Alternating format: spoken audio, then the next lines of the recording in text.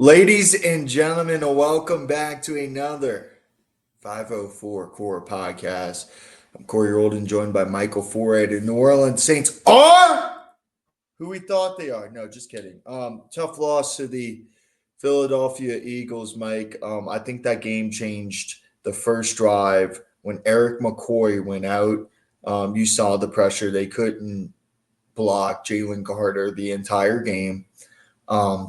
There's a couple of plays there where it was wide open, and then the ball gets tipped at the line because Carter's bull rushing uh, the offensive line that they're struggling, or there's a run game. It's just one guy blocked at 4th and 1, which I thought they should have kicked the field goal in the early in the fourth quarter. But that really changed the game, and I don't want to say it's going to change the projection of the Saints season, but it very much could. He is a really good center and a staple in that offensive line that kind of helps get everybody organized. So the disappointing loss, but I think the more important loss is losing him 6 to 8 weeks. Yeah, I mean, what do they say about centers? They're quarterbacks to offensive line, so they make the reads, they make everything else. McCoy's one of my favorite players. I think he's one of the best centers in the league, so that's obviously a big hit. You knew it immediately whenever he went out the game that they were in trouble. So, I said last podcast that they beat the Eagles, we'll get a better feel for them. I'd put an incomplete grade on the Saints right now. It's kind of hard to see what kind of team they really are. But if you do look back at, who they have beat, you beat the Panthers, one of the worst teams in the NFL, and then you beat the Cowboys, who really hasn't shown out either.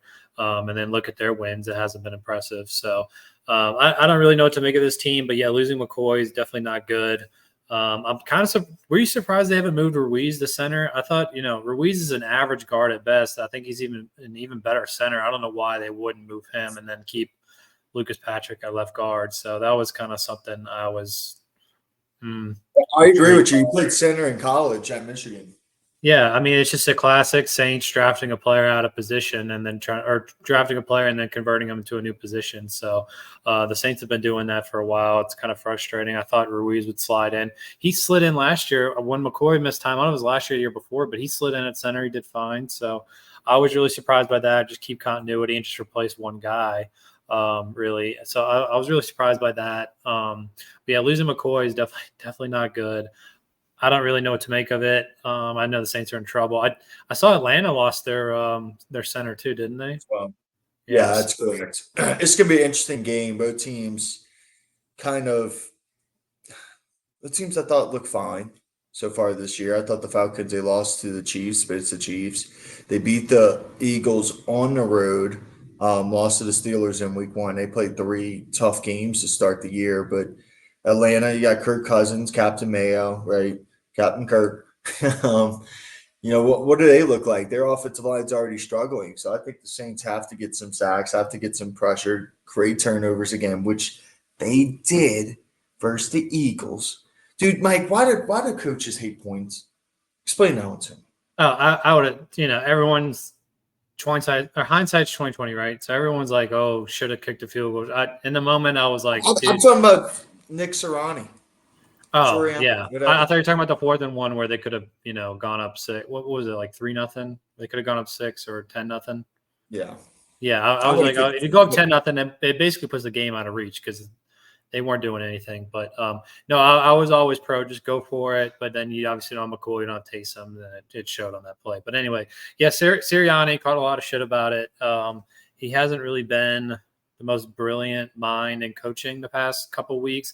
I have no idea how he lost that Falcons game week 2 or week 3, whatever it was. Yeah, that was not very good. But yeah, I think the NFL is just getting a little carried away with the coaches not taking the points. There's obviously a time and a place to be aggressive. He was being kind of an idiot throughout the game and rightfully criticized. So, yeah, I've always been a Sirianni defender, but the past few weeks have been really tough. I don't know if I could be in this corner with that anymore. So I wouldn't be surprised if the Eagles didn't have Saquon Barkley, where would that team be at right now? Yeah, I don't know if they'd even have a win. So, yeah, I mean, these coaches need to, there's like I said, time and place, analytics. There needs to be a a culmination of it. So just the Eagles not very smart lately. So about the Atlanta Falcons game, obviously it's in Atlanta. This rivalry's tied right now, I believe, with 55 win each. But Saints' biggest rival, not the Cowboys, unlike what Skip Bayless thinks. Just we hate the Falcons, obviously. But this is going to be an important game in terms of making the playoffs in the NFC South, I think, going forward. Also, try to see what this offense looks like without Eric McCoy. But yeah, tied at 55. I was correct. Overall, Saints had the regular season 55-54. Falcons beat us in the playoffs in the 90s with Deion Sanders. Currently, the Saints have a 1-game winning streak, so it's been back and forth the past 2 or 3 years. Obviously, Drew Brees is the reason why we are currently even tied, because the Falcons dominated the Saints the first 20, 30 years of this rivalry. But, Mike, any predictions for Sunday? Close game, that's all I'm going to say. Okay, when you look at the schedule, Saints, Falcons, it's always we're going to split. So that's always my impression.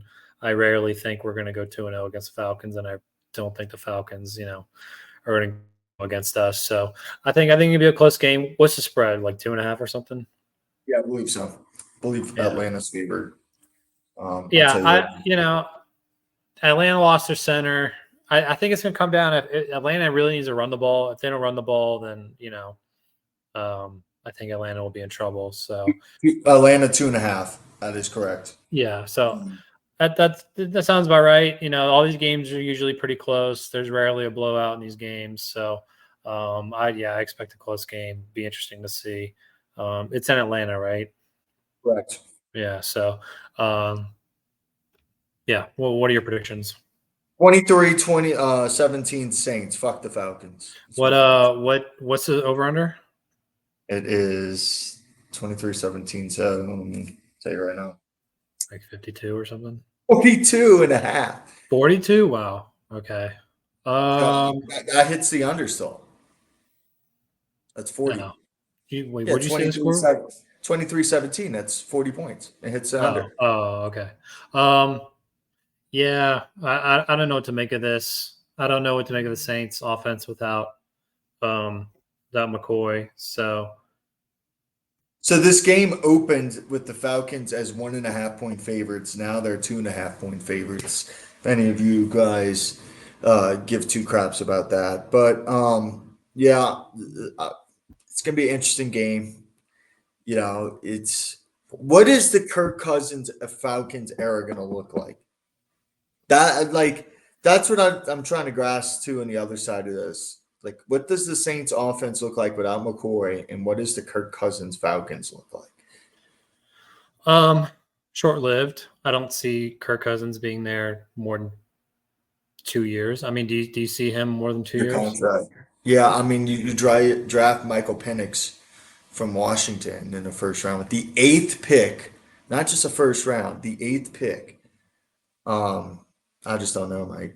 I think 2 years, obviously this year, and then if he stays healthy, and then next year would be depending on what he does in the playoffs, which typically hasn't been great with Kirk Cousins. But I think 2 or 3 years. I don't see him being the starting quarterback in 3 years. I think Penix will eventually take over. You don't take Penix with he was a top 10 pick. 8th pick. 8th. So I just said 8th pick. Yeah. So I mean, you don't take the 8th pick overall for him to sit for 3+ years. Well, we'll see. I mean, you could always trade him, I guess. There's always teams that need quarterbacks randomly. So, I'd say starting quarterback this year, next year there'll be controversy, and then year 3 he'll be gone, something like that. But you never know.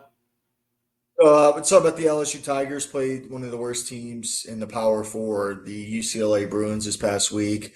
Garrett Nussmeier continued to make good throws. Defensively, they struggled to stop the Bruins, who got trampled by Indiana the weeks prior and almost lost at Hawaii. Not trying to be too negative, but not a very good football team, UCLA. LSU plays South Alabama, who steamrolled all their opponents this week. Their offensive coordinator is pretty famous for, accurately depicting Nick Saban a few times. Thoughts on LSU so far? Inconsistent. I mean, the defense in the second half has shown up basically every single game. They've been a second half team. The offense is good, not great. I think the offense could be a little bit better. I think they could be a little more aggressive. Yeah, I mean, they really need to be.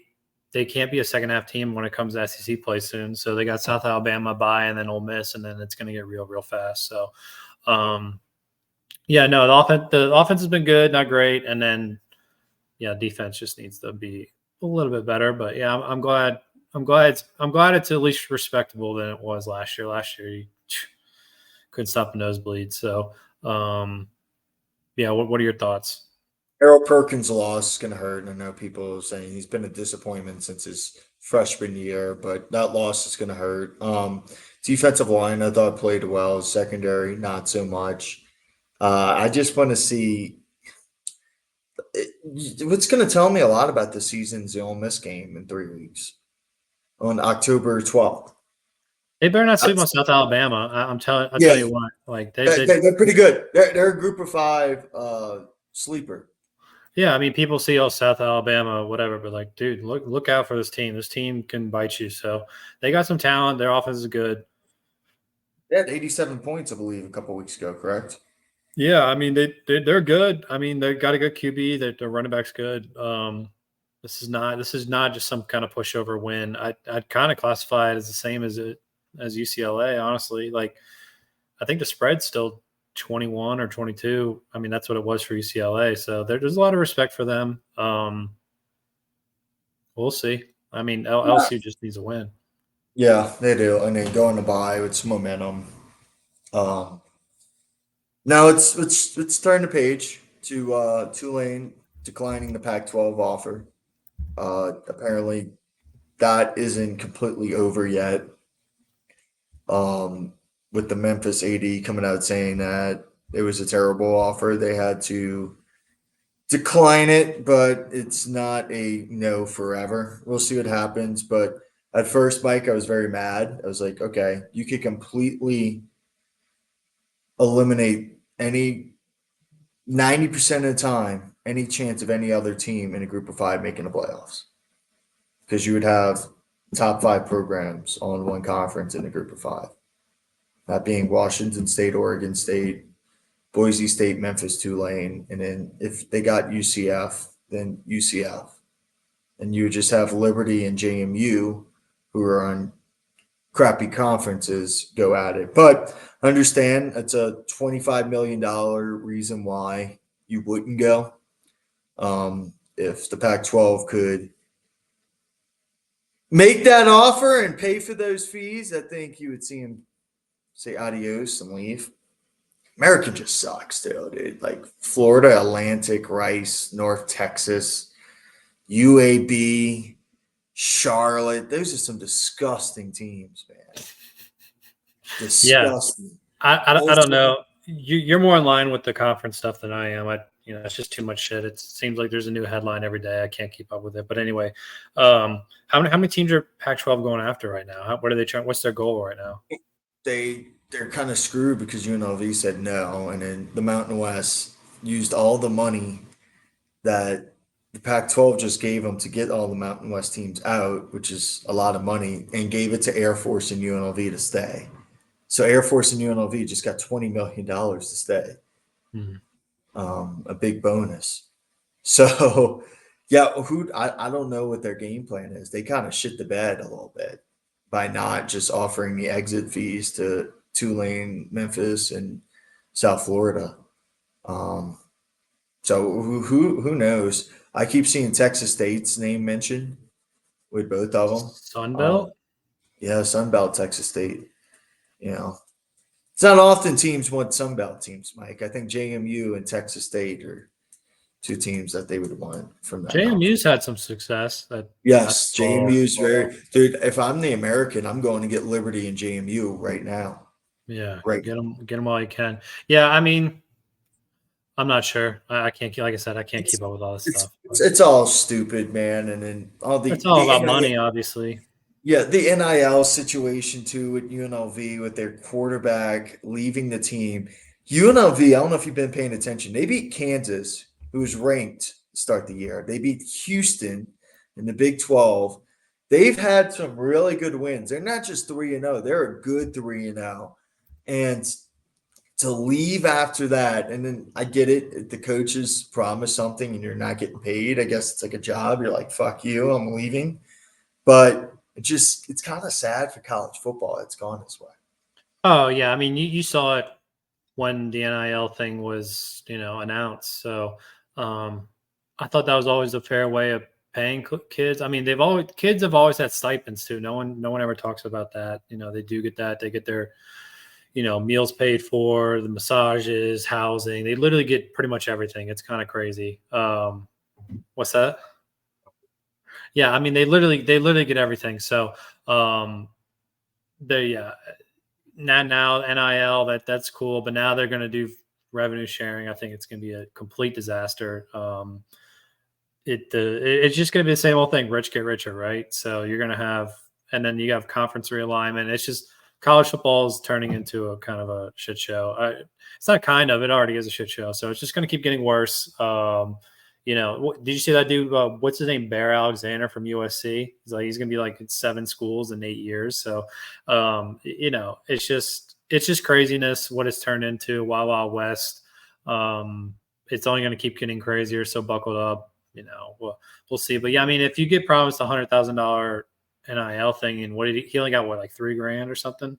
Like, yeah, dude, you can't you can't be doing that. So you've seen a couple of blowback things on NIL deals. I think you're going to continue to see more of it. We'll see, but like I said, the rich will get richer, and there's in about 5 or 10 years, there's going to be about 10 teams that are just going to dominate everything else, kind of like already happening now. So we'll see, though. Real quick, last thing on Tulane. I want to say respect to Tulane for rebranding. About 8 years ago, they changed the Angry Wave logo, got a new stadium, and then out of nowhere, they embraced NOLA's football team, right? That's their branding, New Orleans' football team. And then now they got the culture going. Like, this is the win after beating ULL. Pump the party.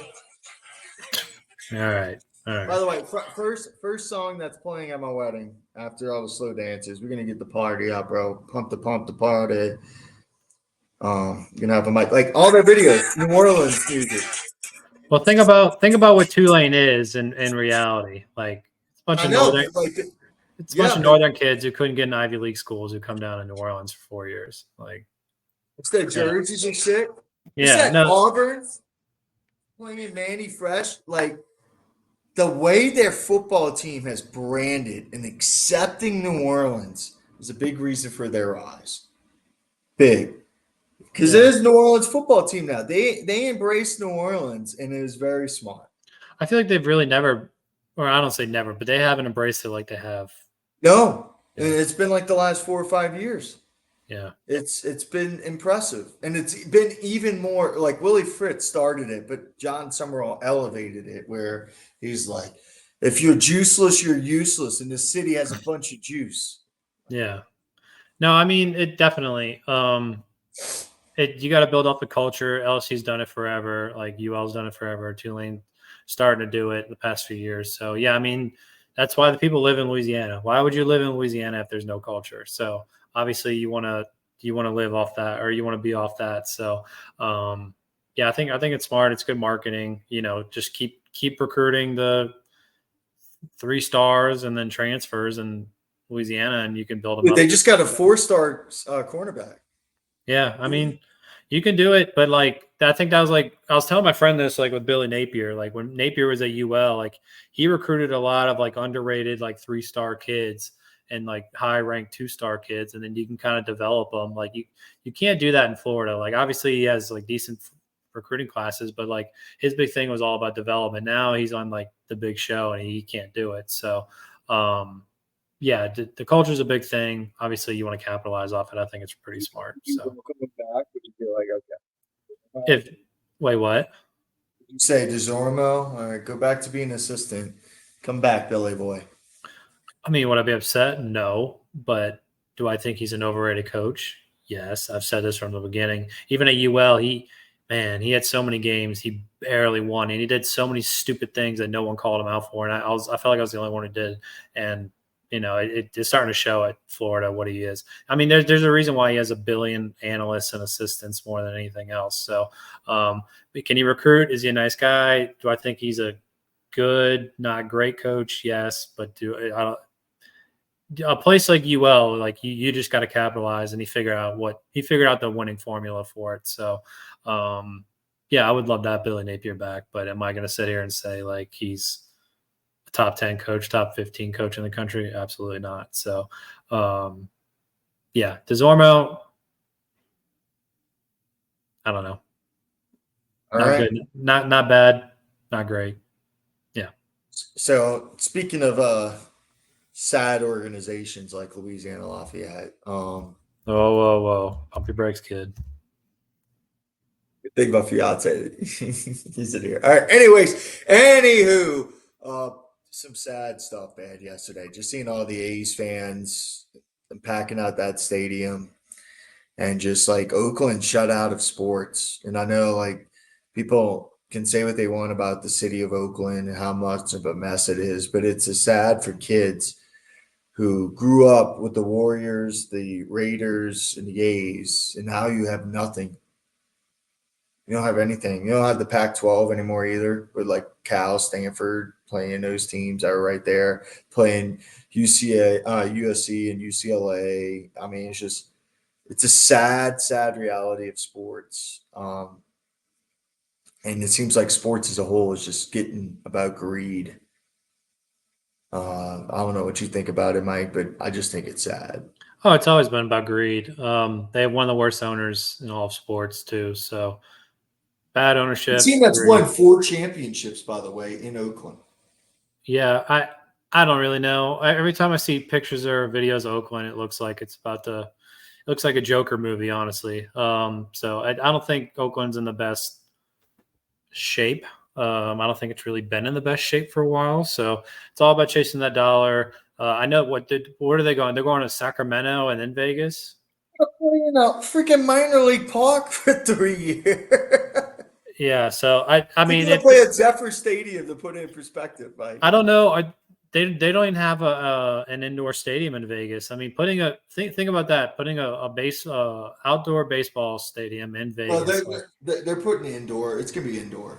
Oh, is it? Okay. Yeah, Yeah. but I mean, like, wait. So they're going? Are they about to go to Sacramento? Where are they about to go? Yes, for 3 years they're going to Is it? Sacramento. It's 3 years. Yes. Oh, okay. I didn't realize it was that long. Yeah, 3 years they're playing at a minor league baseball park. Yeah, that's pretty wild. I don't know. I don't know what the attendance record was in Oakland. I guess it wasn't good enough for them to stay. So, No, Oakland just told them to go fuck themselves, apparently. Excuse yeah. my language. No, I mean, talked about it earlier. It's all about the money, baby. So, not surprised in the slightest. I'm not surprised by anything with sports anymore, honestly. It's gotten to be craziness. So, Real quick, something to keep an eye out on. I just got alerted to this. Atlanta's flooding right now from the hurricane. yeah. This game might be moved to Like, like Sunday. To Monday night or Tuesday night. still in Atlanta? Yeah. Wow. I wouldn't be surprised. I mean, yeah, gotta do what you gotta do. If you can't fill the arena up or the stadium up. I'm just looking at all this stuff. It's this hurricane is causing massive damage. Yeah, no, I think it was supposed to be Category 4 by the time it got on land. I don't know. Yeah, I wouldn't be surprised if it got moved. We've seen it before. So some other game just got canceled. Was it Liberty? Liberty and App State, their only competitive game this year. Yeah, so The I wouldn't be only, the surprised. only game that they could have lost this year, they just got canceled. I mean, obviously, you got to worry about more important stuff. But when Liberty is 11-0, people are like, "Well, oh, they should make the playoffs now." You're not a So, Hugh Freeze believer. Hugh Freeze is in Auburn, man, sucking up in Auburn. Who's the guy at Liberty right now? I don't know. This is Liberty's schedule. They play Campbell, New Mexico State, Utah, East Carolina, FIU, Kennesaw State, Jacksonville State, Middle Tennessee State, UMass, Western Kentucky, and Sam Houston. That is the lighthouse of the blind. It's pretty good. I like it. We'll see. I can't keep up with all this shit. I don't know how you keep up with all these other schools and all this stuff. I'm like Pels, LSU, Saints, UL a little bit, Tulane a little bit. I don't know how you keep up with all of it. Yeah, I do. I'm a nerd. Yeah, conference realignments. Like I can't keep all this. Like 15. There's a new school going to a different conference every day. You know. We'll see what happens. Yeah. When I guess they'll. I mean, they got today's Friday, 2:45. So I don't know when they'd announce it. I guess sometime tomorrow if the game gets realigned or moved. Tomorrow, tonight. Yeah, I guess you can't do it Sunday. That wouldn't make any sense. But I could see a Monday night game. Yeah, I could too. Could the Day Falcons game have at like 2:00. could the Falcons have their Steve Gleason moment? Dude, it's not that bad. It's not that bad. Just calm down here. That's funny. I hope it's not that bad. Yeah, I wanted to say something to rile you up. Yeah, that'd be interesting. I mean, you know, well, I'm about to look at the Atlanta roster and find out who the Steve Gleason is on their team. Because Cordell Patterson takes one back or something. Yeah, that's their Steve Gleason, Cordell Patterson. Yeah, that'd be funny. No, I don't know. I'm trying to look at all this stuff. Dude, DeMario Davis is out too. What's wrong with him? His let's see. hamstring? Yeah. Is it me or did he look slow last? That was the first game against the Eagles where I was like, holy shit, he actually looks a little bit aged. Yeah, because he looked really good against the Cowboys. Yeah. Let's say. He was really good. He was really good, and then for the Cowboys, and then he just he looked a step slow because he was like, oh, that's interesting. Mario Davis. Ooh, you know why Cesar Ruiz isn't playing? He's out. Not good. McCoy and Ruiz are out. So who's starting where?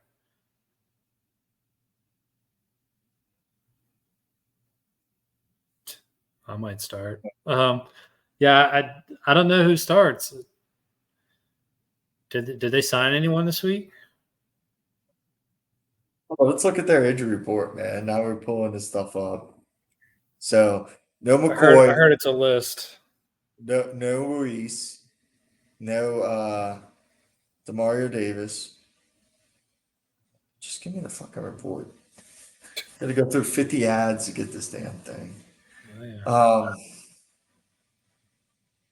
All right. Yep, no DeMario, no Ruiz. A.T. Perry. He hasn't even played this year. No. I'm kind of surprised. I'm high on A.T. Perry. He's been hurt? Has he been? Was it you that I was talking about? Like, who cares? Because I always heard he doesn't practice well, but then when he gets in the game, he plays pretty well. So that's A.T. Perry. Yeah. Well, Wait, so they're missing 2 offensive linemen. Yeah, I don't know. What's the stat? Like, if you lose your center the next week, if you lose your center, you lose like 80-something% of your game, or there's an 85% chance you lose your next game or something like that. Yeah, I bet it is, Mike. Yeah, it's not good, man. It's like it's 80-something%. I don't know if it's 85, but it's like high. It's a high. What about your center and your guard? I don't know. 100%? Yeah, 89. I don't know. I don't know who's going to replace him. Who took over the center position? Was it Patrick? Yeah. But Bro, who's I it? see. I don't get that. I don't get that. I mean, these guys obviously know more than us, but like, why would you just reshuffle 3 positions? I don't know. Like, I don't know either, brother. Like I'm looking at. It's not good, man. It's not good. Real quick, best bets: Georgia over Alabama or Alabama at home. Let me look. Do do do do do do. LSU 20. Ooh, some South Alabama money came in. All right, let's see. Georgia -1. What was the opening? Georgia -2.5. It opened at. Okay. So some money in Bama came in. Over under 50.5. I think I've made like $1 billion betting that over every single time they played. By the way, ULL beats Wake Forest this week. You bet your sweet ass they do. All right, I'm taking the over. I bet that over so many times. I've made so much money from that. I'm not going to stop until it breaks. So I don't. I'll roll with that. 50.5. Just take the over. That's my best bet. Let's see, A couple of games that bro. are Mississippi State's 37.5 versus Texas. Come on. Mississippi State's lost to Toledo, Mike. They lost to Billy Napier's Florida. Who's their coach now? Oh wait, did they hire Levy? Who's Mississippi State's coach? Or was Might that not be a coach for long. they had that Illinois. guy? They had the guy Arnett, Jeff Levy. Yeah. Oh no, he's going to get a couple years. Illinois, who just went on the road and beat Nebraska 4-0, also beat Kansas. 18-point dogs against Penn State. I might take that. Plus 18. Ole Miss -16. Kentucky ain't that bad. Ole Miss is good though. Dude, UCLA is 25.5-point dogs at home versus Oregon. That's ridiculous. Arizona, you think they can upset Utah? Yeah, I mean, plus 9's not a bad bet. It is at altitude, right? Yeah. But it's not It's like not like out to out. It's not like Colorado, it's 5,000. They're like 3 or 2. Notre Dame -7. I don't know, man. Notre Dame's offense, can they score 7 points? Do you know what the over/under is for LSU? Have you looked at it? uh, Wait, take a it's guess. Take a guess. like 22, 23. Over/under? Oh, over under. Like it's gonna be in the 60s. Yeah, it's 65.5. So yeah. That's all I got, Mike. Yeah, Miami. Yeah, there's really nothing that's standing out. I guess my best bet's the over Georgia Alabama game, so I'll just do that. I think that's a good bet. Why? I What's agree. yours? Did you say yours? Yeah, I said 18.5 Illinois against Penn State. I think they cover 18.5, man. That's just easy money. Yeah, I Illinois like is that. not nuts. I like that a lot. That's pretty good. I like big spreads. If you want to get crazy and parlay Mississippi State in there, Now I Mississippi have State no money hope line. for Mississippi State sucks. I have no hope for Mississippi State. Dude, 37.5. They basically get the score of 14 points. Yes, but it might be 14 to 56. No, they'll. Yeah, I don't know. I always get intrigued by big spreads, so that's fun. You said score predictions. I'm trying to think if there's anything else we didn't touch on. Any upsets this week? Watch out for Illinois. They're red hot. Um, I'm not going to say Virginia Tech. No. No, no, no. Hold on. Trying to get a good one. Baylor maybe beats BYU after BYU had that big upset. over Baylor Kansas beats State. BYU. Okay. Um, You think Aranda makes it throughout the year? Or do you think he gets fired after the year? yeah, I think he's gone. They looked terrible against Colorado. I know they should have won that game, but there were so many mental mistakes by that football team. You think Colorado's a legit 3-1? Who? Colorado. Legit? I mean, yeah, they I don't know. Ask me next week when they play after they play Central Florida. That game's gonna tell me a lot. Um, looking for an upset, man. There's no real good upsets this week. Maybe Houston, Stanford, Clemson. Stanford's 25.5-point dogs. Stanford beat Syracuse, who's pretty good. Is Clemson ranked right now? Yeah, they're 17. 21.5-point dogs. I might take that. Might go dog parlay here. Yeah. 21 and a half, 21 and a Yeah, half, and then you're going to parlay that? Dude, what's the 21 and a half with Stanford. And then you get Illinois 18. Obviously, I'm not betting the money line. Oh, I thought you were like underdog money line No. parlay. I'd be like, dude, Uh-uh. you must get insane odds on that. So hold on. Let's say I'm putting UCLA 25.5 at home versus UCLA. Okay. See what we're gonna do. We go.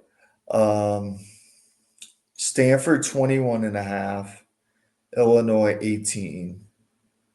Is there any other ones I want to put in there? This FanDuel? Let's see. Yeah. Oh shit. If I bet $10, I'll win 69. Nice. Nice. Yeah, do it. Why not? Wait, 3-team? Yeah. Yeah, do it. Just did it. You're retired. Just did it, Mike. That's all I All got right. for today. All right. Well, I got nothing else. Yeah, I guess we'll see you guys soon. If you can like and subscribe, really appreciate it. And go Cajuns.